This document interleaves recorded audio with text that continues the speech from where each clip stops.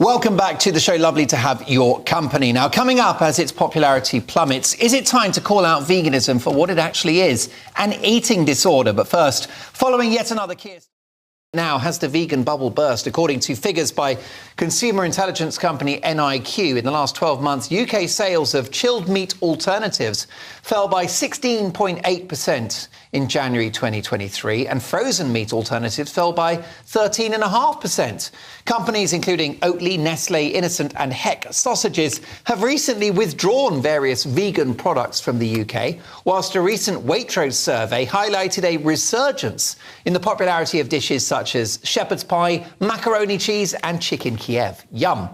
So, as thousands of Brits go plant-based for the month in a tradition known as Veganuary, a new book is out celebrating the vegan diet. It's called How to Argue with a Meat Eater and Win Every Time.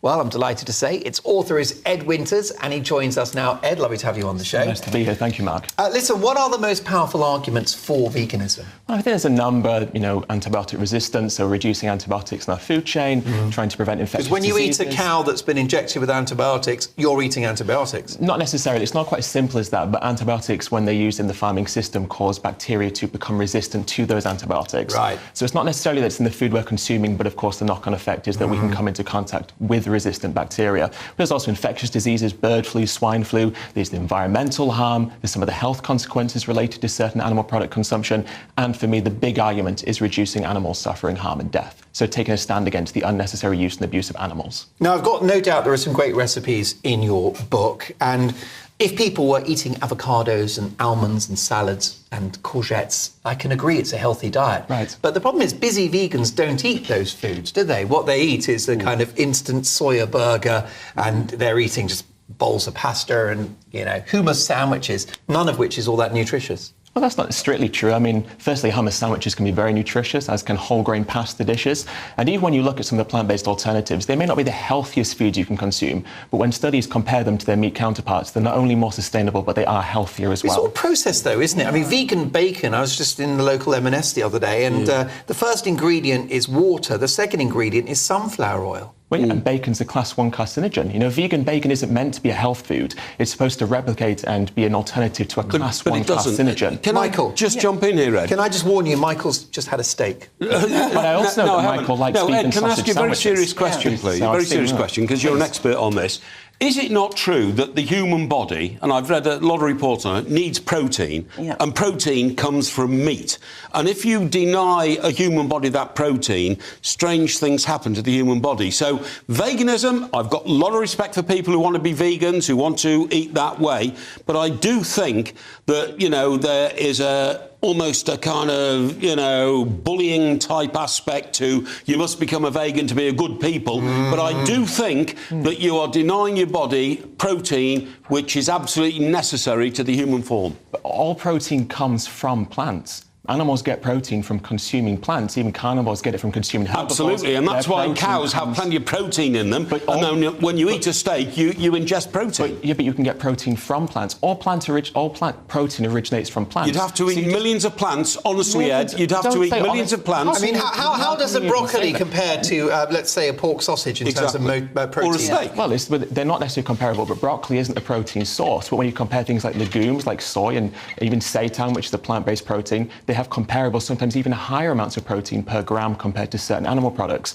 The point you're making is completely mute. You can get protein in a plant-based diet. It's not mute. It's very hard to mute. You can't mute Mike Parry. But I've tried. You're not arguing against me. You're arguing against the NHS, the British Dietetic Association. You're arguing against the largest bodies of medical and health authorities on the planet. Ed, wouldn't you say that veganism has lost its way in the sense now it's just become more of a fad and it's just cool to say, I'm a vegan, where people are not actually looking at, the health benefits anymore. Everyone's just jumping on this train of being a vegan. Like, to be honest, I think, wouldn't it be better to be a vegetarian? Because now people are talking about all these ultra-processed foods, fake burgers, fake bacon, which is not good for our health. So wouldn't it be better just to be a vegetarian? And are we losing our way when it comes to veganism? Well, when it comes to people's health, I'm sure all four of us would agree on the panel that people have the right to their own bodies. And as long as they know that, obviously, eating a kale, chickpea and sweet potato curry is healthier than eating a processed plant-based burger, I think people have the right to make that decision. The important thing to recognise is, again, even these processed plant-based alternatives, studies show time and time again they are better, healthier, more sustainable than their animal-based counterparts. So making that swap straight away is a healthier decision, but I agree.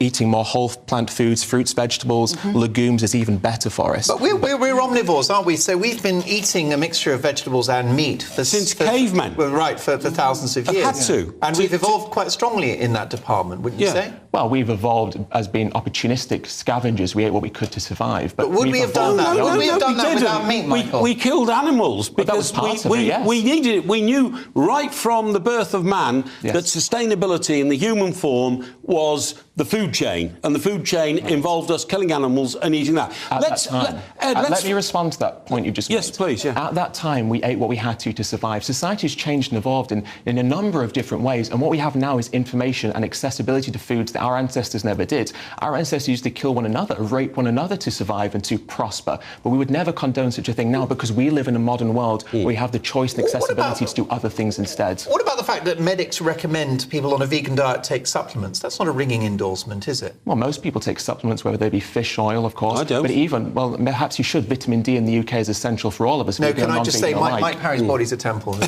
problems there. In fact, I've got a down payment on his kidneys. But just to bring it back to the point you were saying, the animals in our food chain are fortified, they're supplemented. So actually, we do consume a lot of supplements even when we eat animals. It's just they're filtered through an animal to begin with. So vegans just take a B12 supplement, from the source, which is the supplement itself, and then they stop animals from being forced into gas chambers for a nutrient that we can get from supplements instead. Can I just flip the coin for a moment? Supposing the argument was the other way around, and I said to you, look, I think you should be a vegetarian, but eat false vegetables, not real vegetables. Do you see what I mean? Because you want us to eat false meat, not real meat. So if I said to you, look, here's a cabbage, but it's a false cabbage, how would you feel about that if I was finding a way to produce a false cabbage, not a real cabbage? Well, I mean, firstly, you don't have to eat plant-based alternatives if you don't want to. Just eat whole plant foods instead. I know that you are quite fond of the vegan sausage, of course. I've seen you eating that sausage about quite nicely. But the point is, the reason that we have these plant-based alternatives is because there are more ethical decisions. So if I eat vegan bacon, vegan sausage, vegan burger,